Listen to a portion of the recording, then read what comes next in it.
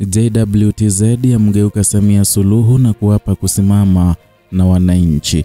Ujambo na karibu kwa taarifa zetu za Kenyascope, na tafadhali kumbuka kusubscribe.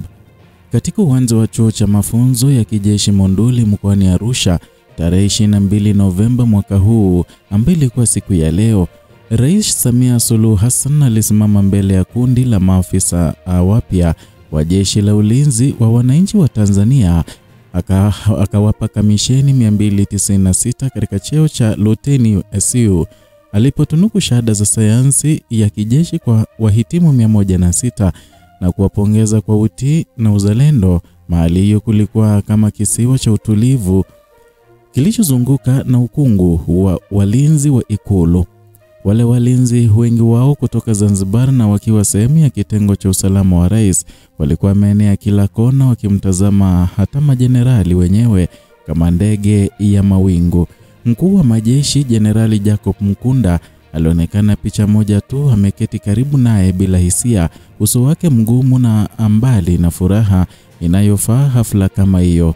Hii haikuwa sherehe ya ushindi wa jeshi, ilikuwa onyesho la hofu ambapo rais aliyetangaza amri ya fungwa ama piga risasi iliyosababisha mauaji ya maelfu ya watu, ikiwa ni pamoja na familia za askari wenyewe, sasa anajaribu kujenga picha ya uaminifu katika kambi la jeshi lenye shaka.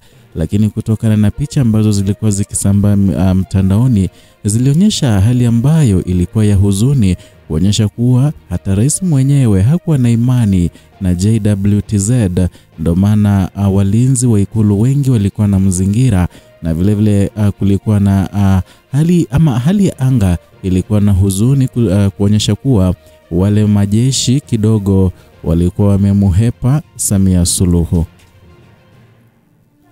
Hii ndio kilele ya hadithi, ama hiki ndio kilele cha hadithi ya nchi ambayo ilibadilika kutokana na kisiwa cha amani kuwa eneo la ghasia na damu. Uchafuzi wa mauaji uliofuata uchaguzi wa Oktoba tarehe 29, ambapo Suluhu alitangazwa mshindi kwa asilimia 97.66 ya kura, umefungua makovu ya serikali yenye miguu miwili. Uchaguzi huo uliofanyika bila upinzani kuu wa Chadema ulikuwa kama taji la udanganyifu. Wagombea wakuu walizuiliwa, mitandao ilizimwa na polisi walifungua risasi kwa wafuasi wa upinzani.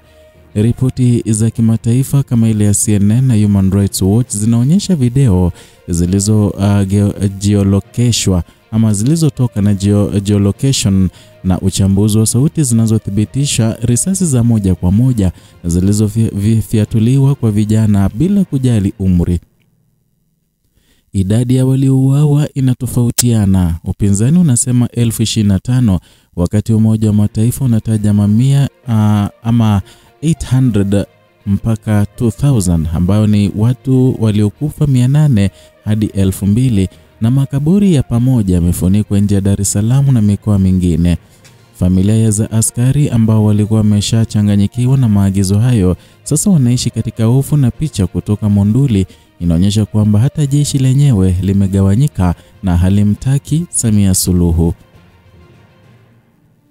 Ili kuelewa kina hiki, tunarudi nyuma kidogo kwenye mwanzo wa safari ya Suluhu alipochukua madaraka Machi mwaka 2021 baada ya kifo cha Rais John Pombe Magufuli.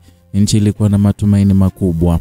Magufuli aliyejulikana kwa ukali wake dhidi ya upinzani na kukataa janga la COVID-19, alikuwa amefunga vyombo vya habari na kuzuia mikutano ya kisiasa. Suluhu, mwanamke wa kwanza kuongoza Tanzania na mwenye asili ya Kizanzibari, alionekana kama mwanga mpya. Alifungua tena vyombo vya habari vilivyozuiliwa, alikutana viongozi wa upinzani kama Tundu Lissu wa Chadema na akaahidi sera za 4R ambazo ni upatanisho, uimara, ujenzi upya na mageuzi. Uchumi ulikuwa umepungua kwa asilimia 4.8 wakati wa janga, na Samia Suluhu alipanua biashara na wawekezaji wa nje haswa kutoka Uchina na Uarabuni ili kuimarisha miundombinu kama barabara na bandari. Aliongeza ushirika wa Tanzania katika programu za chanjo za COVID-19, akibadilisha msimamo wa Magufuli na kukataa ugonjwa huo. Kwa muda mfupi Tanzania ilirudi kwenye picha yake awali ya utulivu iliyojengwa na Mwalimu Julius Nyerere tangu uhuru wa 1961 wakati jeshi lilikuwa chombo cha umoja badala ya chombo cha hofu. Lakini hii ilikuwa tukio cha udanganyifu. Kwa kadiri ilivyoenda, Suluhu alionyesha ishara za kuwa na miguu miwili. Sheria za udhibiti wa vyombo vya habari na mikutano zilibaki bila kubadilishwa na kushikwa kwa viongozi wa upinzani kukaongezeka. Mnamo mwaka 2024 Lissu na Mbowe walikamatwa wakati wa mkutano wa vijana na polisi walidai ulikuwa na nia ya vurugu. Hata hivyo ilikuwa tu mwanzo wa kushuka. Uchaguzi wa mwaka 2025 ulipofika na mawingi ya hofu yakaazama na yakatua, Chadema ilizuiliwa rasmi na wagombea wake wakihukumiwa na kesi za uhaini. Uchaguzi ulipofanyika chini ya ghasia na wafuasi wa upinzani wakifungwa nje ya vituo vya kupiga kura Oktoba 29, wakati matokeo yakitangazwa, mitaa ya Dar es Salaam, Mwanza, Arusha na Mbeya ilijaa wafuasi waliopinga udanganyifu. Walichoma vituo vya polisi na mali ya wafuasi wa CCM wakihurumia wakisema hatutaki CCM. Serikali ilijibu kwa kumudu ghasia, lakini hii ilikuwa chini ya amri moja: funga risasi ama piga kuua. Ripoti za shahidi na video zinaonyesha polisi na askari wakifungua risasi kwa umbali mfupi, wakivamia nyumba na kuwachukua vijana bila kuwapa nafasi ya kujitegemea. Madaktari walizuiliwa kutoa huduma za majeruhi na hospitali zilijaa maiti na ziliondolewa kimya hadi maeneo yasiyojulikana, baadhi wakiwa makaburi ya pamoja nje ya mji. Na kushuka huku kulikuwa na miongozo ya kushangaza. Uchaguzi ulikuwa uliopangwa mapema na uchaguzi wa Umoja wa Afrika na Jumuiya ya Maendeleo ya Kusini mwa Afrika ulikataa kufuata viwango vya demokrasia. Suluhu alidai 98% ya kura, lakini hii ilikuwa kama kura ya siri iliyotolewa chini ya shinikizo. Na baada ya matokeo, serikali ilitangaza toba la kimataifa na kuzima mitandao, lakini hii haikuzuia ukweli wa mauaji. Familia za waliouawa, ikiwa ni pamoja na mama mjamzito na mtoto mchanga wa miezi 6, ziliacha nyumba zao bila majibu. Ripoti za Amnesty International na Kenya Human Rights Commission zinaeleza jinsi polisi walivyofungua risasi kwa umbali wa mita 10 wakitumia silaha za kijeshi zisizofaa kwa kudhibiti ghasia. Hata hivyo, hii haikuwa tu kosa la polisi, ilikuwa amri kutoka juu, kwani vyanzo vya ndani ya uongozi kama ilivyoonyeshwa na uchambuzi wa video na ripoti za ushahidi zinaonyesha kwamba Oktoba 29 Suluhu alitoa maagizo moja kwa moja na Inspector General wa polisi Simon Omvungi akatangaza toba la kinyume cha sheria. Wakuu wa wizara na maafisa wa juu walihamishiwa familia zao hadi kambi za jeshi na hoteli wakijua kuwa damu itamwagika. Kisha kushuka huku kulienea hadi jeshi lenyewe, na jeshi la ulinzi wa wananchi ilojengwa kwa chombo cha umoja na Nyerere sasa limegawanyika. Maelfu ya waliouawa walikuwa familia za askari, na ripoti za timia shirikisho la askari wa zamani zinaonyesha kuwa zaidi ya 11,000 wamepotea na wengine wakiwa wameuawa na milishia inayotokana na Uganda. Hii imesababisha mvutano wa ndani ambapo askari wengine wamekataa kushiriki katika mauaji. Mnamo Novemba 3, Samia Suluhu alipoitwa tena, hafla ilifanyika katika uwanja wa jeshi Dodoma badala ya uwanja wa Umma wa Dar es Salaam, na usalama ulikuwa mkali. Alikiri vifo vilivyotokea, lakini akidai kuwa wafuasi walikuwa wamelipwa na nje. Hii ilikuwa jaribio la kutoa maelezo, lakini haikufaa. Umoja wa Mataifa uliitwa uchunguzi wa kina, na kanisa la Kikatoliki lililaani mauaji hayo kama makosa dhidi ya binadamu. Na hata hivyo, serikali ilianzisha tume ya uchunguzi Novemba 14 ikiongozwa na jaji mstaafu Mohamed Chande Othman, lakini hii inaonekana kama kutoa maelezo badala ya haki. Na sasa tarehe 22 Novemba, ziara ya Monduli inakuwa kilele cha hofu hii. Suluhu alifika Arusha Novemba tarehe 21 kupitia uwanja wa ndege wa kimataifa wa Kilimanjaro, na sherehe ilifanyika Novemba tarehe 22 katika uwanja wa TMA. Alipouapo kamisheni maafisa hao alisisitiza umuhimu wa amani na usalama, akisema kwa ustawi wetu na maendeleo ya nchi yetu vinategemea sana uwepo wa amani, usalama na utulivu ndani na nje ya nchi.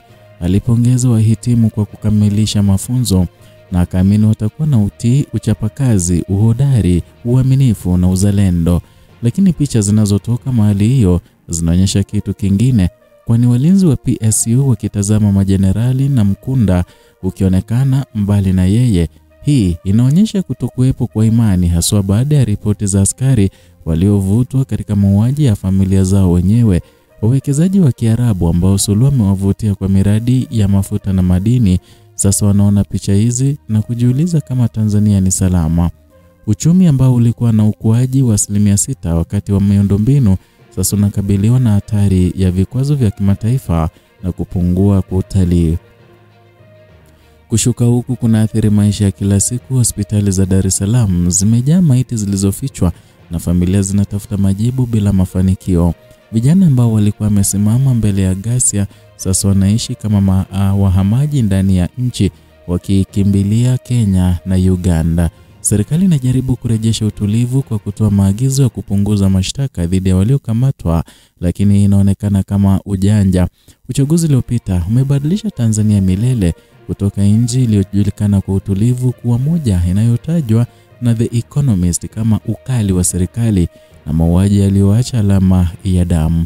Suluhu ambaye alikuwa na sifa ya Mama Samia sasa anaonekana kama ishara ya udhibiti mkali, akirudisha Tanzania kwenye enzi ya Magufuli, lakini kwa kasi zaidi.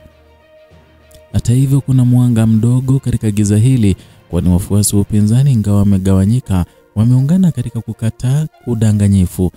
Vikao vya kimataifa vinazidi kutoa sauti na ripoti za CNN na Al Jazeera zinafafanua ukweli. Jeshi ingawa limegawanyika lina wazalendo wanaotafuta haki, na ziara ya Monduli haikuwa tu sherehe, ilikuwa onyesho la rais anayejaribu kushika madaraka yake, lakini damu iliyomwagika inaonyesha kuwa amri ya funga na piga risasi kuua imeharibu imani ya taifa. Tanzania, nchi iliyojengwa kwa umoja, sasa inahitaji siasa mpya, picha za udanganyifu ama si picha za udanganyifu.